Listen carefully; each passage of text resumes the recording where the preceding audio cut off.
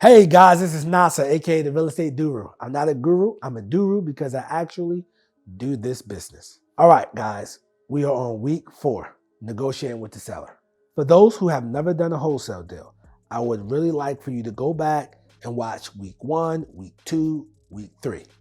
For those who are caught up and are up to speed, what you would do now is finding that first deal, right?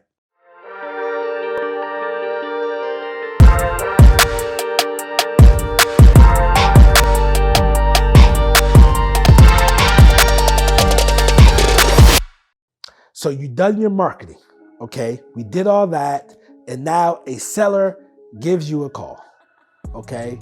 Now with the seller giving you a call, what I would like for you to do at this particular point is set that appointment, right? So let's say they show signs of motivation. What is showing signs of motivation? Hey, I'm tired of this house. I just want to get rid of it. I'm done fooling with it. Etc. When they use words like that, you want to go ahead and set up an appointment. Hey, Mr. Seller, I totally understand what you're going through. Can we set up an appointment for me to go look at the property? Okay. Now, I'm assuming you guys are doing this local. This is how I got started. So, you set up the appointment to go look at the property. Now, what do you say? Okay. First things first, I don't care how bad the house is. I'll say, hey, don't worry about it. I've seen worse. If they feel ashamed or embarrassed, I don't want them to feel ashamed or embarrassed when dealing with me. I want them to feel 100% comfortable with dealing with me because I want them to know that, hey, look, whatever you're going through, I'm going to get you through this. Okay. So when I'm doing a walkthrough on the property, I don't beat up the house and say, oh my God. Oh my God. Look at this. Oh my God. No, some guys actually go in the house and do that. And I met sellers who said, hey, I had to throw that guy out. Hey, I had to get rid of that guy. The person was making him feel uncomfortable when you just go in there and beat up a house. What I do is just go in there, spark up conversation, and build rapport, find common interests. They might like some people here in the South, especially in the outskirts, they might be very vocal about their political interests. So I might talk politics, agreeing with their side, whatever side that may be. Hey, they might have a sports team. I might bring up sports. Hey, oh, you like the Raiders? Oh man, it's unfortunate what they've been going through these last few years, man. I thought they had a chance that year. They went to the playoffs, but unfortunately Jake Carr got hurt, etc. I'm looking for ways for us to build rapport. In the midst of this, I'm going through the house, taking pictures, of course, with seller's permission, by say, hey, look, I'm just going to walk through and take pictures so I know what the property looks like, and me and my contractors can get some accurate figures on the rehab. Is that okay? Great. In the hundreds of houses that I've done, I would say maybe like 2 or between 2 and 5 people say, hey, no pictures. I don't feel comfortable for whatever reason. Okay, it happens. Majority of the time, they are okay. Hey, yeah, take pictures. All right. While I'm talking with them, I want to walk around the particular property, and by me walking around the property, I'm looking for imperfections. Right, the majority of the property that we deal with will not qualify for a loan. What does that mean? That means that they can't sell it to the retail buyer. The reason being they can't sell it to the retail buyers because banks won't loan on the property because it needs work. Even if the property, and I had this issue before, even if someone was living in the property, you're like, hey, this property is livable. Why won't it qualify for a loan?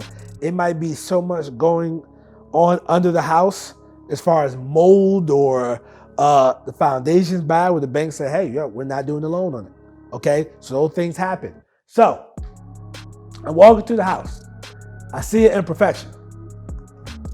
I look at it. I stare. I rub it.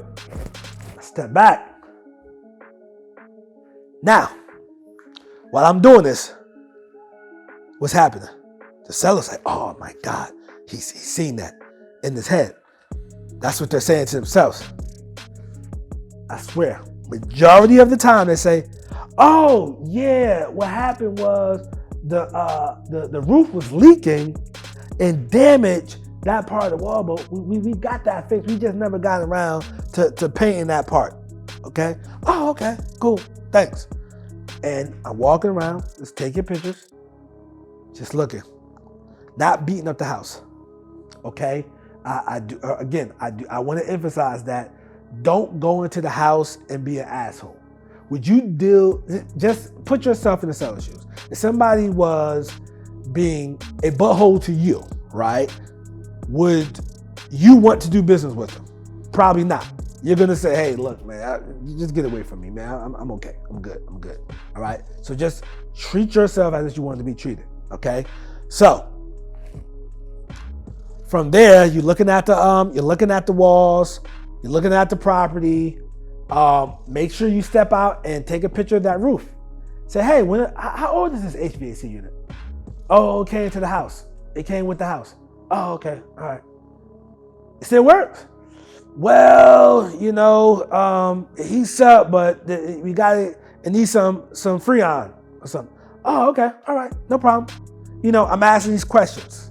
And by me asking these questions, what's happening is the seller is mentally deducting that price, okay? So, we're talking after I go through the house, take all the pictures I need to take. I say, hey, look, I got everything that we need. Do you have a number in mind you need to get to the property? So, for this video, let's say the house is worth $100,000, right? You don't know anything about contracting or fixing up houses. Totally fine. Okay. Hey, Mr. Seller, you know what you're looking to get? Can you just make me an offer? Just make you an offer? I can, but I really don't want to insult you. I'm an investor and we have to fix this house up. And from us fixing this house up, we have to, from us fixing the property up, what we have to do is we have to probably put about $20,000 to $25,000 worth of work into it. And, we listed on the market. We have to pay 6% realtor commissions, and we make that spread after paying back our money partners. We make a small spread on the property. Basically, what I'm doing there is I'm discussing that, hey, I'm an investor. I don't pay full price for the houses. This is where my number is coming from, based off me buying and selling houses for a living. So,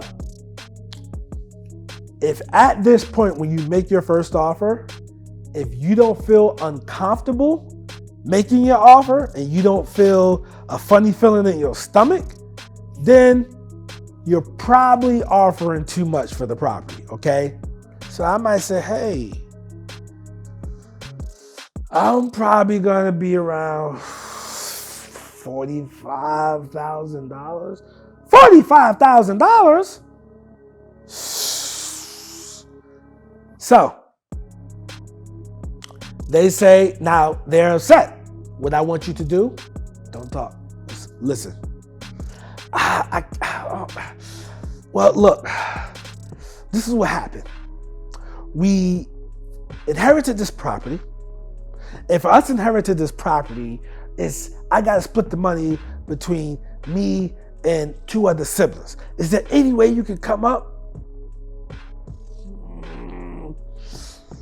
What I do at that point, I say, okay, look, let me see what I can do. I step away. I go over here, go to my car, make a phone call, talk to my boss. My boss is my money partner. Hey, man, I'm at this property, 123 Main Street. Just wanted to see what we can do on the offer. Go back and forth. Take about 2 minutes doing that. All right, I'll give you a call back. Walk back over to the seller. Fortunately, My boss said, man, the most we can do is 48,500. 48,500? Now, your number at this house in your head, let's say it's 55,000, right? That's what you want to be at, because you know this is a hot pocket and you can sell it for 65, right? Even though it's worth 100, you know that it's some activity going on in this neighborhood. And this is a true story I'm telling you. So you say, all right, the seller said, all right, look, see if you can give me $50,000. I then say, you know what I'll do is I'll tell my boss that, you know, I'll do you a favor. I'll talk to my boss. I'll handle my boss, and let's just let me go get a contract, and we sign this contract today, and we can get this process started. From us getting this process started, just to let you know, once you sign the contract, I need to get my money partners and contractors in the house. Is that okay? Yeah, that's fine. Hey, so you don't have to come out here, I have a lockbox I can put on the property as well. Okay? So, let's say he agrees to all of that. We sign the contract with that person. Now, for those who saying, hey, where do I get a contract from? You can go to my blog, realestatedoru.com. And from going to realestatedoru.com, you should get some free contracts right to your email. Your email. Also, you can go to my Facebook group, Wholesaling with the Doru. Look in the file section, and you can get some free contracts in there as well. Okay? And once we get the contract signed, that's the beginning to our new financial freedom, hopefully. However, please keep in mind, there's still more steps involved, so you have to tune in next week. Now, as far as with the pictures, open up a Google Drive and just name just have, what I do is have a folder called Houses 2020, right? And in the Houses 2020, I just have the address, 123 Main Street, and all those pictures in there. And that's what we're gonna do now at this particular point. I'll see you guys next week, but before I let you guys go, follow me on Instagram, IG, Real Estate Doru. Facebook, go to Wholesaling with the Doru. And make sure you opt in my blog, get those free contracts at realestatedoru.com. All right, guys, till next week, I wish you much success in your life and in your business. Peace.